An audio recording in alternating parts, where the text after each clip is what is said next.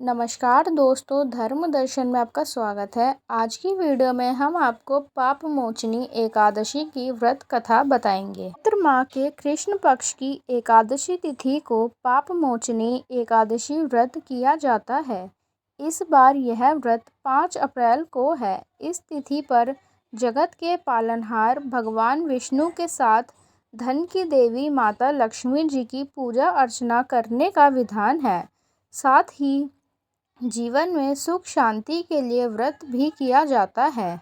मान्यता है कि साधक को पाप मोचनी एकादशी का व्रत पूर्ण फल कथा का पाठ करने से प्राप्त होता है। इसीलिए इस दिन पूजा के दौरान पाप मोचनी एकादशी व्रत कथा का पाठ अवश्य करना चाहिए। ऐसे में आइए जानते हैं पाप मोचनी एकादशी की व्रत कथा। पुरानी कथा के अनुसार एक बार राजा मांधाता ने लोमश ऋषि से एक प्रश्न किया कि गलती से हुए पापों से मुक्ति कैसे प्राप्त की जा सकती है। तो ऐसे में लोमश ऋषि ने पाप मोचनी एकादशी व्रत कथा के बारे में बताया। कथा के अनुसार एक बार च्यवन ऋषि के पुत्र मेधावी वन में तपस्या कर रहे थे। तभी वहां से एक अप्सरा जा रही थी जिसका नाम मंजूषा था। उसकी नज़र मेधावी पर पड़ी और वह उसे देखकर मोहित हो गई। पश्चात मंजूषा ने मेधावी को अपनी तरफ आकर्षित करने के कई प्रयास किए। इस कार्य की मदद के लिए कामदेव भी सामने आ गए। तब मेधावी भी मंजूषा की तरफ आकर्षित हो गए। ऐसे में वे देवों के देव महादेव की तपस्या करना भूल गए।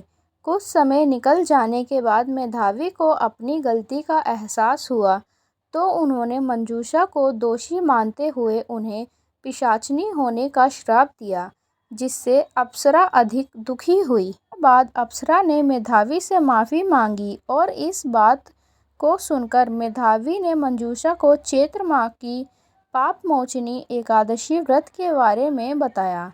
मेधावी के कहने पर मंजूषा ने विधि पूर्वक पाप मोचनी एकादशी का व्रत किया। के पुण्य प्रभाव से अप्सरा को सभी पापों से छुटकारा मिल गया। इस एकादशी व्रत के प्रभाव से मंजूषा दोबारा से अप्सरा बन गई और स्वर्ग में वापस चली गई। मंजूषा के बाद मेधावी ने भी पाप मोचनी एकादशी का व्रत किया और अपने पापों को दूर किया। ऐसी और धार्मिक कथाओं और कहानियों के लिए हमारे चैनल को सब्सक्राइब करें। धन्यवाद।